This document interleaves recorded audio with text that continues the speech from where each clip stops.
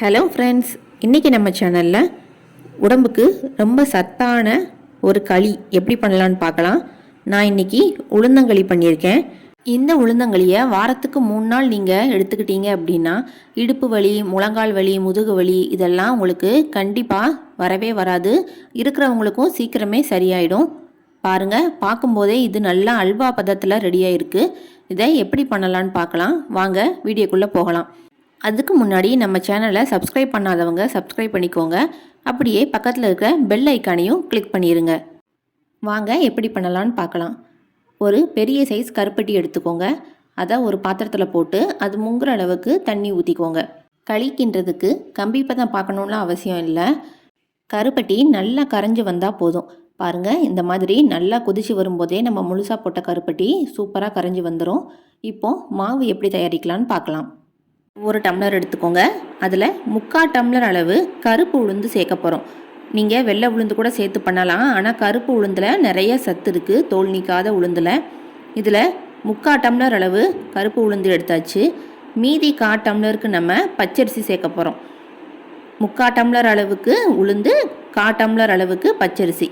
இந்த பதத்தில் தான் நம்ம உளுந்தங்களி மாவு தயாரிக்க போகிறோம். இப்போது இது ரெண்டையும் கடாயில் சேர்த்து நல்லா பொன்னிறமாக வறுத்துக்க போகிறோம்.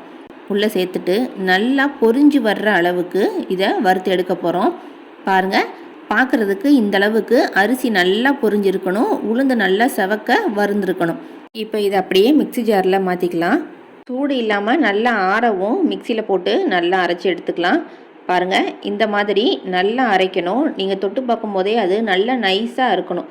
அந்த மாதிரி இருந்தால் தான் உங்களுக்கு அந்த உளுந்தங்களி கிண்டும் போது நல்லா அல்வா பதத்தில் கிடைக்கும். நெருன்னு இல்லாமல் நைஸாக இருக்கிற மாதிரி பார்த்து அரைச்சி எடுத்துக்கோங்க. ஒரு கப்புக்கு 3 கப்புங்கிற அளவுக்கு தண்ணி ஊற்றி நல்லா கரைச்சி எடுத்துக்கோங்க. ஏன்னா நம்ம இப்போது அடுத்ததாக கருப்பட்டி பாகு வேறு உள்ளே மிக்ஸ் பண்ணுவோம். ஸோ ஒரு கப்புக்கு 3 கப்புங்கிற அளவு தண்ணி எடுத்தால் போதும். இந்த மாதிரி நல்லா தண்ணி ஊற்றி சூப்பராக கரைச்சி எடுத்துக்கோங்க. மாவு கட்டி கட்டி இல்லாமல் பார்த்துக்கோங்க. நல்லா கையை விட்டு கரைச்சி எடுத்துக்கோங்க. அப்போ தான் மாவு கட்டி இல்லாமல் நல்லா கரைஞ்சி வரும். பாருங்கள், மாவை நல்லா கரைச்சி எடுத்தாச்சு. ஸ்டவ் ஆன் பண்ணி கடாயை வச்சுக்கோங்க. கடாய் சூடாகவும் அதில் நம்ம ஃபில்ட்ரு பண்ணி வச்சுருக்கிற அந்த கருப்பட்டி பாகு இருக்கு இல்லையா, அது 3 டம்ளர் உள்ளே சேர்த்துக்க போகிறோம். இப்போ கருப்பட்டி கொதிக்கட்டும். அப்போது கொதிக்கிறதுக்கு முன்னாடியே நம்ம அதில் கொஞ்சமாக நல்லெண்ணெய் சேர்த்துக்க போகிறோம். ஒரு 3 டீஸ்பூன் அளவு நல்லெண்ணெய் சேர்த்துக்கோங்க.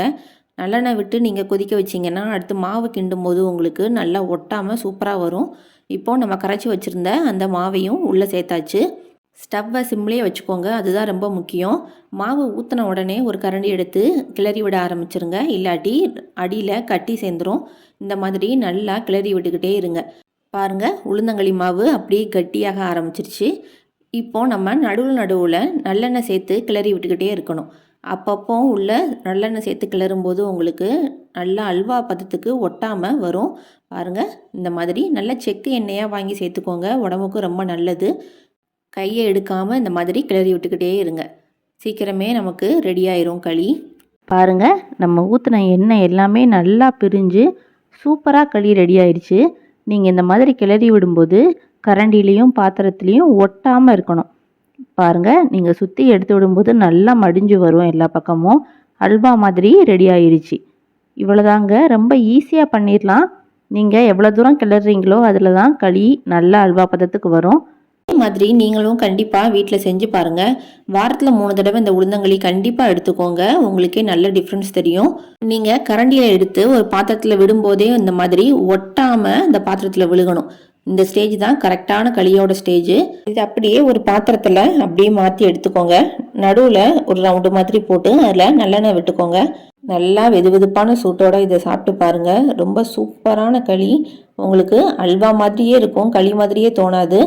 நீங்களும் இதே மாதிரி கண்டிப்பாக வீட்டில் செஞ்சு பாருங்கள். செஞ்சு பார்த்துட்டு எப்படி இருந்துச்சுன்னு கமெண்ட் பாக்ஸில் கமெண்ட் பண்ணுங்கள். அப்படியே மறக்காமல் நம்ம சேனலையும் சப்ஸ்கிரைப் பண்ணிடுங்க. பக்கத்தில் இருக்கிற பெல் ஐக்கானையும் கிளிக் பண்ணிடுங்க. தேங்க்யூ.